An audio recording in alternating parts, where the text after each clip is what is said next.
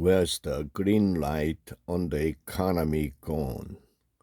The economy continued to stumble in the third quarter due to shaky exports. The GDP added a mere 0.1% from the April to June period that recorded a 0.2% contraction. As the third quarter performance falls short of 0.5% growth estimated by the Bank of Korea in August, chances are low on meeting the annual BOK growth target of 2.4%. Exports fell 0.4% from the previous quarter. Shipment of IT-related and non-IT items like cars and petrochemicals fell across the board. The net share of exports minus imports in growth was negative 0.8%, meaning that sluggish exports brought down the growth rate by nearly 1%. A gain of 0.5% in private consumption helped to offset the disappointment on the external front. Analysts are poised to downgrade the growth estimate upon finding the third quarter performance shocking.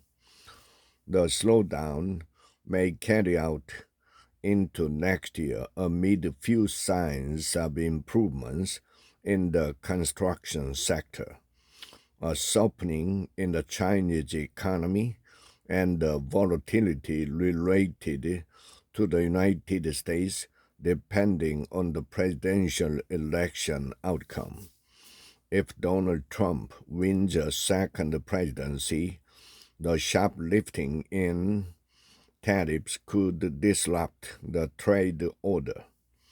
The presidential office and the Ministry of Economy and Finance all became buoyant when the GDP closed the first quarter with a surprising 1.3% growth. The government trumpeted green lights for growth and return to a solid growth path. So what exactly went wrong? The government could have hyped up its optimistic view on the economy so as to fend off the opposition party's demand for a supplementary budget. Because the economy moves on people's sentiment, over pessimism can dampen activities, but at the same time, optimism with a political design can misguide policy action. Chae Sang-mok, Deputy Prime Minister of Economy, had sponsored an IR event in New York to pitch the Korean economy ahead of the country's debut in the World Government Bond Index, WGBI, a year later. To induce foreign capital to Korean asset, the macroeconomy must be well managed and fiscal integrity upheld.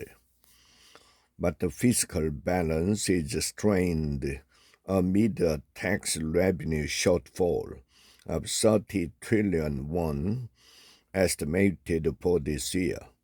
The central bank also cannot easily move to an additional rate cut, as it must be mindful of astronomical household debts and the volatile real estate market that can undermine financial stability.